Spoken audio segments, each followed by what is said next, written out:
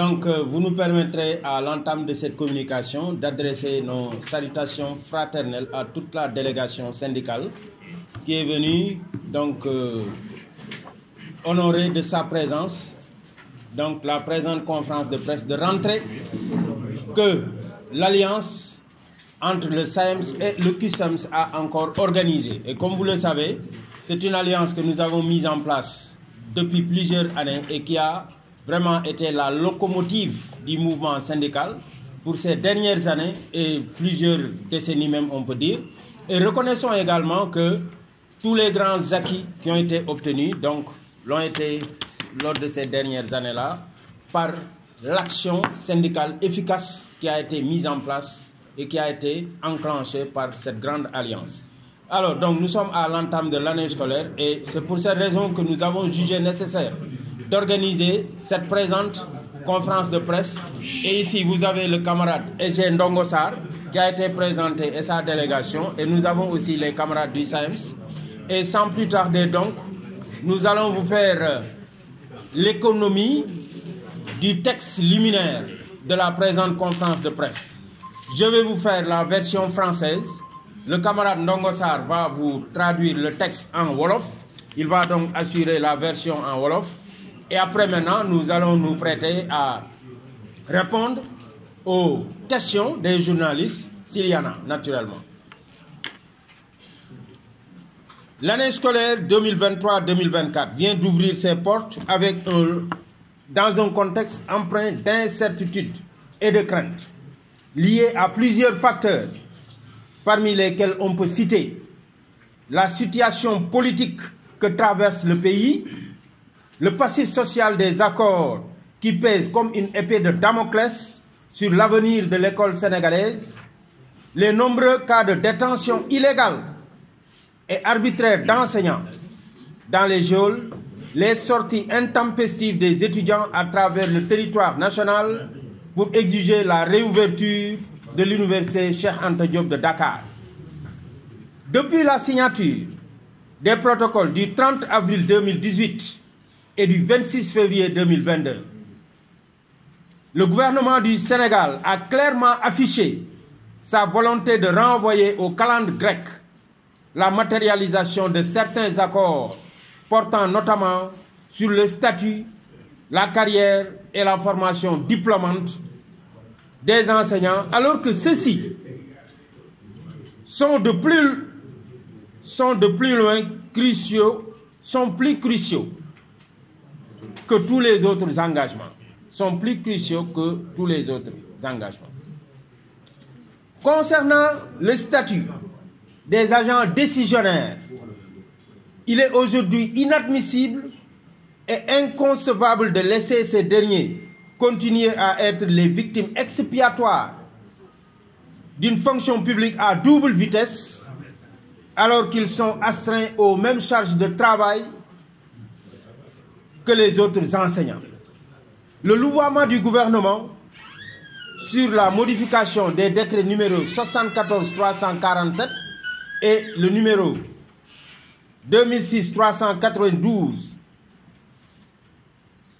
doit connaître un terme pour ces dignes enseignants qui ont tout donné pour le système éducatif sénégalais. Ils devraient donc être rétablis dans leurs droits. Par rapport aux questions de carrière, nous condamnons avec la dernière énergie la persistance des lenteurs administratives accentuées par le manque d'efficacité des bureaux relais du PAMA ouverts dans les régions, dont les habilitations relatives donc à la production de projets d'avancement ont été retirées. Nous fustigeons par la même occasion la persistance des lenteurs dans le paiement des rappels, contrairement à l'engagement pris par le gouvernement de procéder à l'appurement de cette dette due aux enseignants du Sénégal grâce à la mise en place d'un fonds. Il en est de même pour les questions de catégorisation et de paiement des indemnités qui continuent de plomber la carrière des chefs d'établissement qui, bien que promus à des postes de responsabilité, ne peuvent point jouir de leurs droits. Le gouvernement du Sénégal continue de jouer au dilatoire avec les MEPS, dont la formation en vue de leur reversement dans le code des PSM en EPS vient à peine de commencer après plusieurs mois d'attente. Ces questions de carrière se posent avec acuité dans le secteur de la formation professionnelle et technique et nécessitent une prise en charge diligente.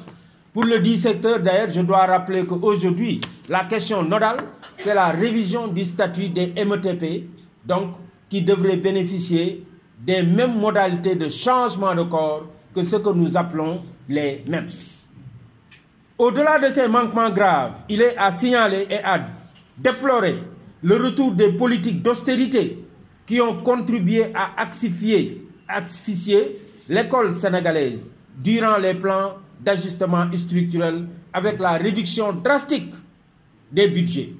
des établissements scolaires opérés cette année par le gouvernement du Sénégal. Par rapport à cela, nous devons déplorer l'absence de mesures d'accompagnement, alors que nous savons très bien aujourd'hui que ces budgets ne pourront pas permettre aux établissements scolaires de fonctionner au-delà de 3 mois. Parce que c'est des budgets étriqués qu'il y a aujourd'hui dans les établissements scolaires. Ces restrictions graves et la non-priorisation de l'école expliquent également les nombreux déficits de personnel, de matériel et d'infrastructures enregistrés dans le système éducatif. Cette situation de manque, qui a été savamment bien programmée par les autorités, est d'ailleurs aujourd'hui l'argumentaire qu'ils utilisent pour vouloir cautionner un recrutement spécial basé sur le copinage et le clientélisme en lieu et place d'un concours en bonne et due forme pour l'enrôlement d'un personnel suffisant. Les syndicats doivent se mobiliser d'urgence pour sonner le glas de ces pratiques contre-productives dont le maintien aura comme seule et unique conséquence la mort de notre temple du savoir. En outre, la formation diplômante des enseignants, qui devait être érigée en axe prioritaire pour l'amélioration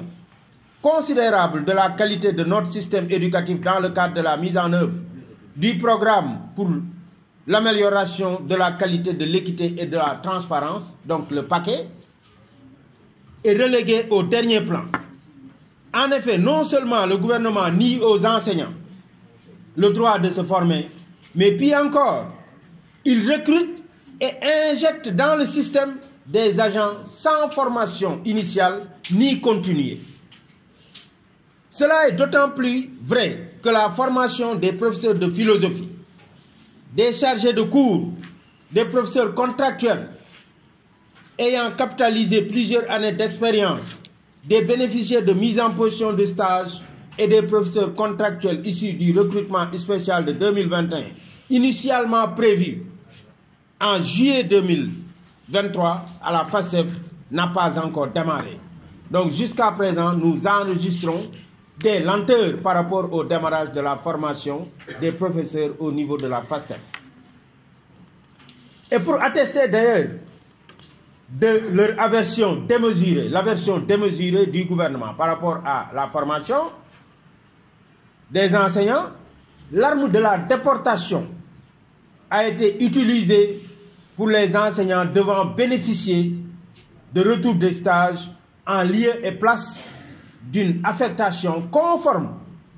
au principe de la gestion démocratique. Sur le plan social, la politique d'accompagnement des fonctionnaires pour l'acquisition de logements à travers la mise en place d'un prêt est aujourd'hui pervertie, d'autant plus que nous constatons que la stratégie d'externalisation du prêt jette en pâture les enseignants bénéficiaires des dits prêts et tous les autres fonctionnaires face à des banques qui violent allègrement les engagements souscrits dans le cadre de la convention qui les lie au gouvernement du Sénégal. À ces mots s'ajoutent les violations récurrentes des droits ainsi que la résurgence des pratiques liberticides de la part du gouvernement qui ont abouti à des arrestations multiples d'élèves et d'enseignants qui croupissent aujourd'hui dans les geôles. Est-il besoin de rappeler que l'enseignant est un citoyen avant d'être quand même du point de vue de la corporation enseignante. Et sur ce plan, nous rappelons que personne ne peut lui confisquer le droit qui lui a été consacré par la charte fondamentale de notre pays. Il importe de dénoncer également la tentative inacceptable et inexplicable du gouvernement de prolonger la fermeture de l'université Cheikh Anta Diop sur la base d'un argumentaire fallacieux qui cache mal leur intention manifeste de sevrer toute une génération de savoir et de connaissances au moment où leur propre progéniture en acquiert hors de nos cieux. Face à tous ces maux et ces manquements, l'alliance du moyen secondaire entre le SAEMS et le CUSAMS exige du gouvernement du Sénégal l'appurement du passif des protocoles signés à travers le parachèvement de la dématérialisation des actes et des procédures, la révision du statut des décisionnaires, le démarrage de toutes les formations à la FASTEF, le relèvement des quotas pour le paiement des rappels dus aux enseignants, le doublement des budgets des établissements scolaires, le paiement sans délai des indemnités de suggestion aux chefs d'établissement. Nous demandons également et exigeons le strict respect du principe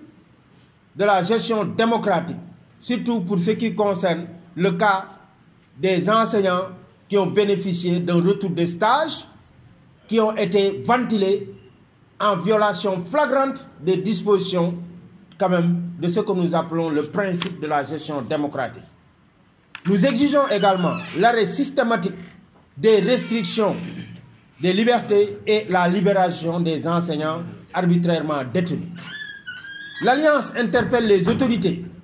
sur ces questions et appelle tous les enseignants à la mobilisation pour une école de qualité et pour exiger l'arrêt des politiques d'austérité